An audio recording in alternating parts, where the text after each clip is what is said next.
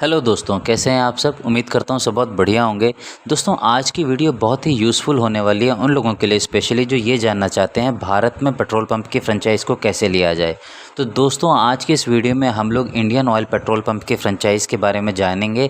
किस तरीके से फ्रेंचाइज़ को भारत में लिया जाता है, कितने इन्वेस्टमेंट लगने वाली है, क्या प्रॉफिट मार्जिन रहता है और इंडियन ऑयल की इस मॉडल की हिस्ट्री क्या है। तो चलिए वीडियो की शुरुआत करते हैं। दोस्तों, इंडियन ऑयल कॉरपोरेशन लिमिटेड, जिसे IOCL के नाम से भी आप और हम सब जानते हैं, कंपनी की शुरुआत हुई थी 1959 में और इसका हेड ऑफिस है नई दिल्ली में। दोस्तों, ये कंपनी फेमस है ऑयल और गैस सेक्टर के लिए। एक सरकारी कंपनी है जिसके फेमस प्रोडक्ट्स हैं lubricants, natural gas, petrochemicals, petroleum, LNGs। और कंपनी की मेन सब्सिडरीज़ हैं इंडियन LPG गैस और सेकंड है चेन्नई पेट्रोलियम कॉरपोरेशन लिमिटेड। दोस्तों, IOCL भारत की सबसे शानदार PSU कंपनी, जिसको फॉर्च्यून 500 की लिस्ट में 94th रैंक प्राप्त हुआ है 2023 में। दोस्तों, कंपनी का रेवेन्यू और ऑपरेशन बहुत शानदार है और नेट प्रॉफिट भी बहुत शानदार है। दोस्तों, इस समय 35,000 से ज़्यादा आउटलेट्स भारत में काम कर रहे हैं कंपनी के। कंपनी 3 तरह के मॉडल्स में डीलरशिप प्रोवाइड करती है, जिसमें सबसे पहला कोको मॉडल है, जिसे company own company operated model कहते हैं हम लोग। सेकेंडली डोडो मॉडल है, जिसे डीलरशिप ओन डीलरशिप ऑपरेटेड। और थर्ड मॉडल है इनका KSK मॉडल, जिसे ये लोग किसान सेवा केंद्र पेट्रोल पंप डीलरशिप के नाम से जो फेमस है। दोस्तों, नेक्स्ट क्वेश्चन ये आता है कि अगर IOCL पेट्रोल पंप की फ्रेंचाइज़ को भारत में लेना है तो कितनी इन्वेस्टमेंट लगने वाली है। दोस्तों, इन्वेस्टमेंट बताने से पहले मैं आप लोगों को कुछ बिडिंग अमाउंट बताना चाहूँगा जिसकी ज़रूरत पड़ती है इन्वेस्टमेंट लगाने से पहले, फ्रेंचाइज़ को लेने से पहले।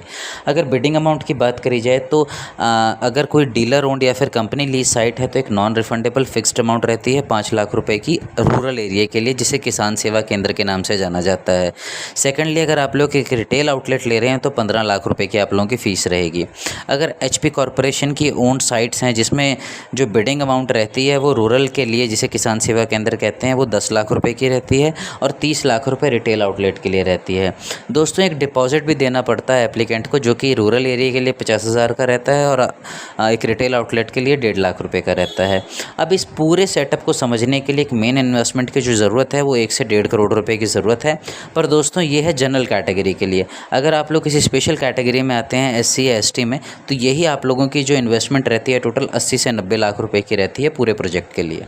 दोस्तों, अब जैसे कि सारा प्रोसेस इसकी एप्लीकेशन का ऑनलाइन रहने वाला है, तो उसके लिए रिटेल आउटलेट डीलरशिप की एप्लीकेशन फ़ी कितनी रहती है। तो जनरल कैटेगरी के लिए, जो कि किसान सेवा केंद्र वाले मॉडल के लिए अप्लाई कर रहे हैं, वो 100 रुपये रहती है और SC ST कैटेगरी के लिए रहती है 50 रुपये किसान सेवा केंद्र वाले मॉडल के लिए। अगर आप लोग एक रिटेल आउटलेट के लिए बात कर रहे हैं, रेगुलर आउटलेट के लिए, तो जनरल कैटेगरी की फ़ीस रहती है 1000 रुपये और SC ST स्पेशल कैटेगरी के लिए आप लोगों की फ़ीस रहती है 500 रुपये। दोस्तों, इसमें एक बहुत ही इंपॉर्टेंट चीज़ ये है कि जो भी आप लोगों की एप्लीकेशन फ़ी रहती है, डिमांड ड्राफ्ट के थ्रू IOCL के फेवर में आप लोगों को पे करनी पड़ती है। दोस्तों, नेक्स्ट वेरी इंपॉर्टेंट कि कितनी स्पेस की रिक्वायरमेंट रहती है अगर आप लोगों को इंडियन ऑयल पेट्रोल पंप के फ्रेंचाइज़ को भारत में खोलना है। तो दोस्तों, ये कम्प्लीटली डिपेंड करता है आप लोगों की लोकेशन क्या है, आप लोगों का एरिया रूरल में है, अर्बन में है, हाईवे पे है या फिर कोई और जगह है। तो सबसे पहले अगर रूरल एरिया की बात करी जाए तो 900 स्क्वायर मीटर का एरिया आप लोगों को चाहिए। सेकेंडली, अगर आप लोगों का शहर में है तो 600 से 700 स्क्वायर मीटर का एरिया, और अगर आप लोगों का कोई अर्बन एरिया है तो 1200 स्क्वायर मीटर का एरिया चाहिए, और अगर कोई नेशनल हाईवे है तो 1200 से 1600 स्क्वायर मीटर का एरिया आप लोगों को चाहिए ही चाहिए दोस्तों। तो दोस्तों, नेक्स्ट है कि अगर आप लोग पेट्रोल पंप की फ्रेंचाइज को लेते हैं तो कितने टाइम तक का एग्रीमेंट रहता है। शुरुआत में ये 15 साल तक का मिनिमम एग्रीमेंट रहता है, उसके बाद हर 5 साल बाद आप लोग इसको रिन्यू करवा सकते हैं।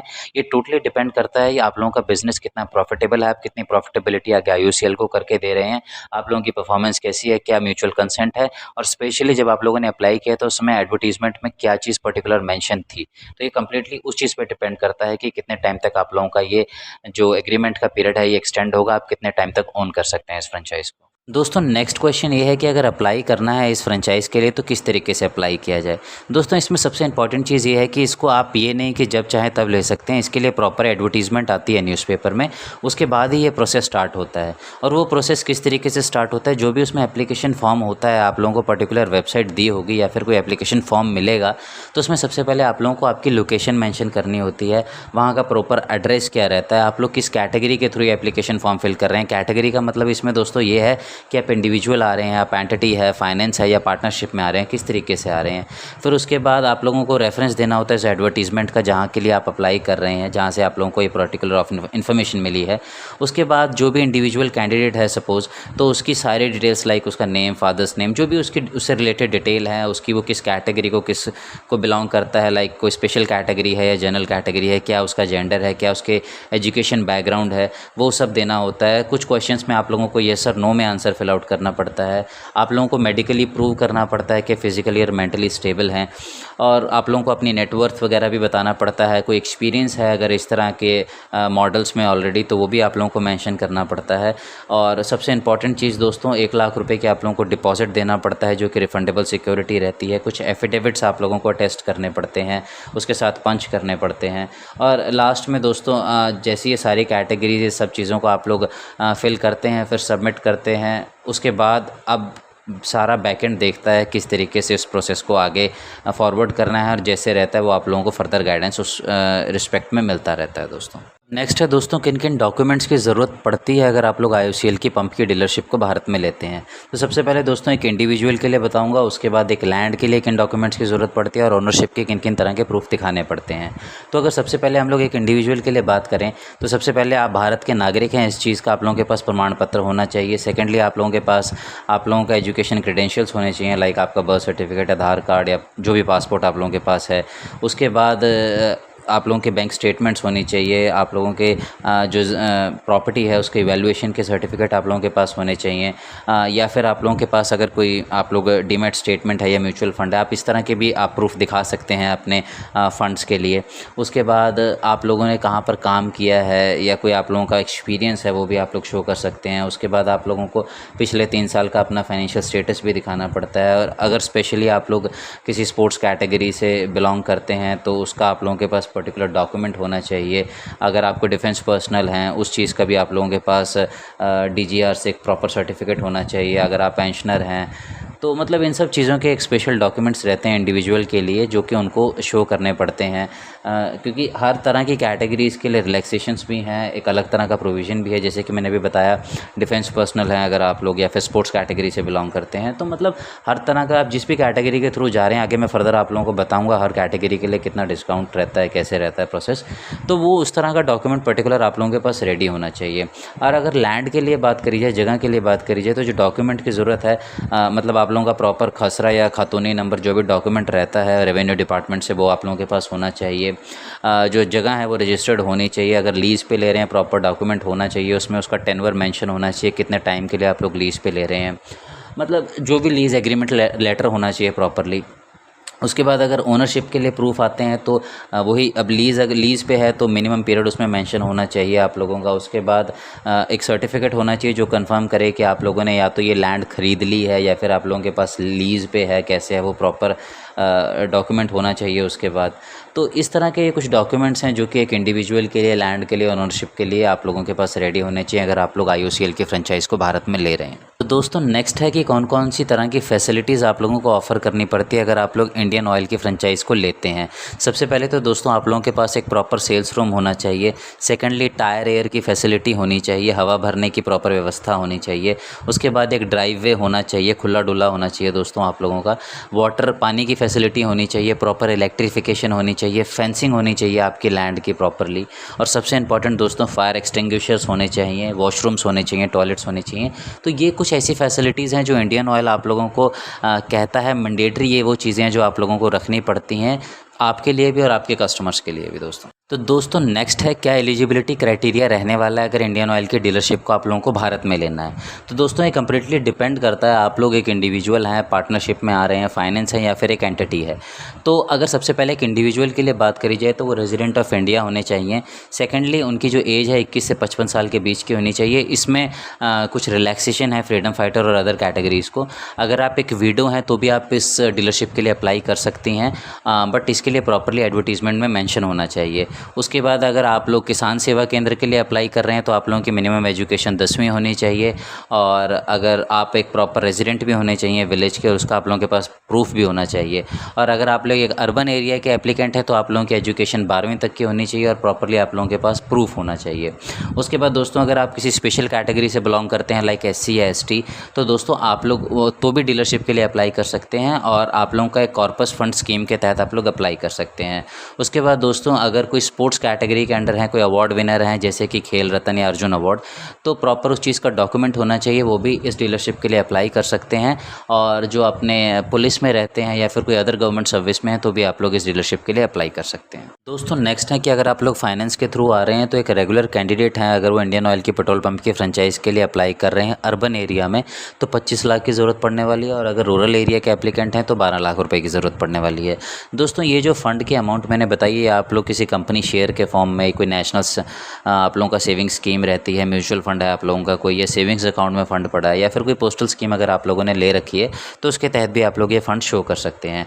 दोस्तों नेक्स्ट है एंटिटी के लिए और पार्टनरशिप के लिए। वैसे तो दोस्तों एंटिटी, अगर आप लोग एंटिटी के थ्रू आते हैं तो आप लोगों की प्रॉपर रजिस्ट्रेशन डेट होनी चाहिए उस एंटिटी की, और वो कम से कम 3 साल तक की होनी चाहिए। उसके बाद दोस्तों रिकॉर्डेड इन इंडिया होनी चाहिए आप लोगों की एंटिटी, और जो एवरी इंडिविजुअल है उस एंटिटी के, उनका मतलब प्रॉपर फाइनेंस उनका होना चाहिए, उनका प्रॉपर बैकग्राउंड पता होना चाहिए। उसके बाद दोस्तों जो भी आप लोग लैंड यूज़ करने वाले हैं इंडियन ऑयल की डीलरशिप के लिए, उसको ओन किया गया होना चाहिए एक फैमिली यूनिट के द्वारा, जिसमें प्रॉपर जो भी उसके क्लॉजेज रहते हैं वो हर इंडिविजुअल उसको प्रॉपरली एक्सेप्ट करे। उसके बाद फाइनली दोस्तों अगर आप एक पार्टनरशिप मॉडल के थ्रू आते हैं तो भी ईच मेंबर जो भी होता है उनको कंडीशन फुलफ़िल करनी पड़ती हैं जो एक इंडिविजुअल एप्लीकेंट के लिए होती है। और उसके बाद जब वो अपना एप्लीकेशन फॉर्म सबमिट करते हैं तो वहाँ फिर उन्हें अप्रूवल के लिए इंतज़ार करना पड़ता है कि उन्हें पार्टनरशिप वाली डीलरशिप मिलेगी या नहीं मिलेगी। बट उस पर्टिकुलर पार्टनरशिप में जो भी इंडिविजुअल जितने भी हैं, लेट्स सपोज 2 या 3 हैं, तो तीनों को जो एक पर्टिकुलर इंडिविजुअल वाली रिक्वायरमेंट्स होती हैं वो फुलफ़िल करनी पड़ती हैं। दोस्तों जैसा कि मैंने पहले भी मेंशन किया था कि एक सरकारी कंपनी है, बात ये आती है कि अगर सरकारी कंपनी है तो ये किस तरह का फाइनेंशियल असिस्टेंस क्या प्रोवाइड करती है।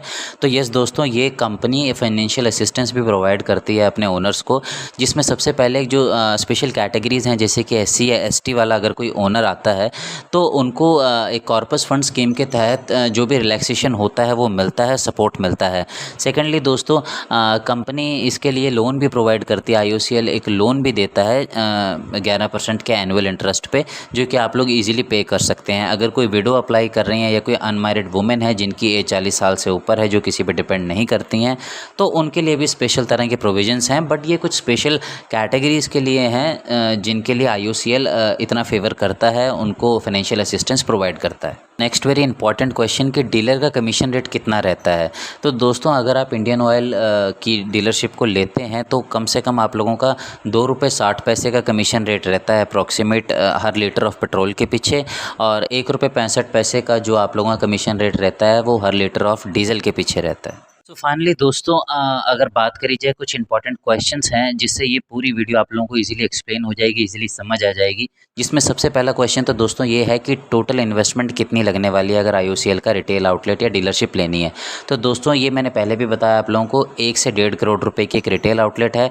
अगर आप लोग किसान सेवा केंद्र खोलते हैं तो 80 से 90 लाख रुपये का अप्रॉक्सीमेट फिगर आप लोगों का लगने वाला है। दोस्तों नेक्स्ट है कि सूटेबल लोकेशन क्या रहती है।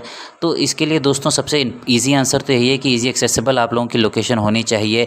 मतलब एक अर्बन एरिया में है तो अच्छे ट्रैवलिंग रोड्स पे हो, हाईवे पे हो, ताकि आप लोग ज़्यादा से ज़्यादा प्रॉफिट अर्न कर सकें और ज़्यादा से ज़्यादा कस्टमर के आप लोगों तक रीचिंग बढ़ सके।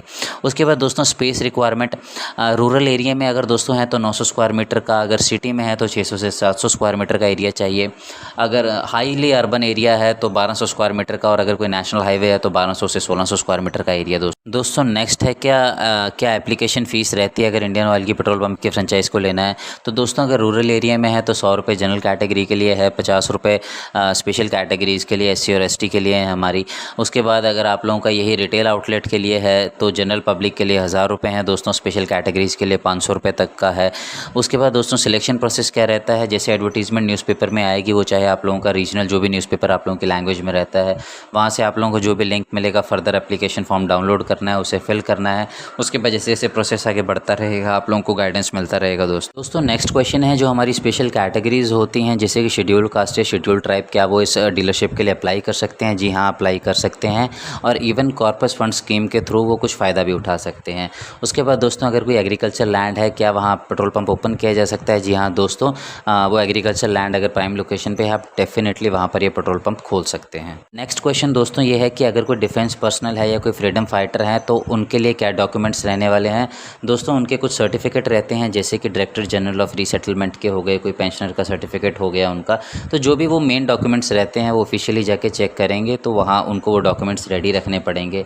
अब दोस्तों मैं कॉर्पस फंड स्कीम के बारे में आप लोगों को मैंने पहले भी बताया, जो स्पेशल कैटेगरीज जहाँ से फ़ायदा उठा सकती हैं, तो उसका जो लिंक है मैं डिस्क्रिप्शन में डाल दूंगा, वहाँ जाके चेकआउट कर सकते हैं। और स्पेशली जो हैंडीकैप रहते हैं दोस्तों, वो एक इंपॉर्टेंट क्वेश्चन रहता है, क्या वो अप्लाई कर सकते हैं? जी हाँ दोस्तों, वो भी अप्लाई कर सकते हैं। उनका लिंक भी मैंने डिस्क्रिप्शन में डाल दिया, वहाँ जाके प्रॉपरली चेक कर सकते हैं क्या कंडीशन रहती है और क्या क्या फ़ायदा रहता है।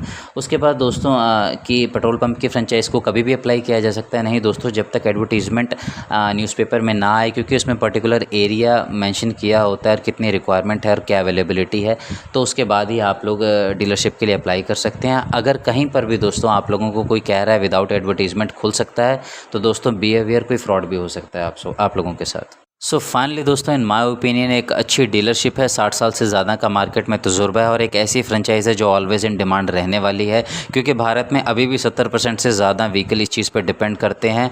बाकी रेस्ट इज़ योर कॉल, क्योंकि दोस्तों टोटली एक फ़ंड की ज़रूरत है जो कि आप लोगों को मैनेज करना है। अगर हो जाता है तो इस डीलरशिप को ज़रूर लेना चाहिए, क्योंकि प्रॉफिट मार्जिन बहुत शानदार है। बाकी दोस्तों उम्मीद करिए सब कुछ इस वीडियो में कवर कर लिया है, कुछ मिस आउट हो गया मैंने लिंक्स डिस्क्रिप्शन में डाल दिया, वहाँ जाके चेकआउट कर सकते हैं। बाकी thanks for the love and support guys, video lengthy ज़रूर हो गई है, please do subscribe my channel. Have a nice day, bye bye guys.